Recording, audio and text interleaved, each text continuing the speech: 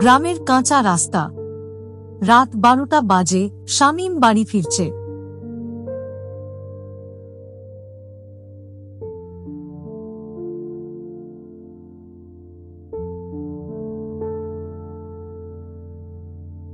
হঠাৎ দূরে একটা পুরনো লণ্ঠন জ্বলতে দেখা যায়।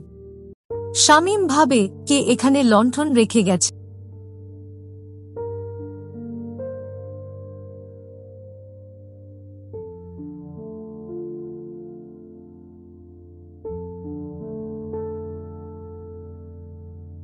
সে কাছে যেতেই দেখে লণ্ঠনের আলোতে কোনো মানুষ নেই, শুধু আলো ঝিকিমিকি করছে।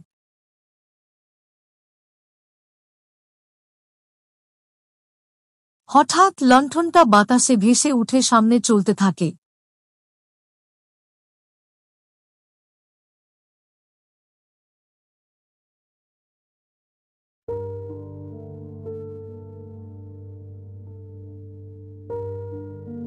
শামীম ভয় পেয়েও কৌতূহলে লণ্ঠনের পেছনে হাঁটতে থাকে।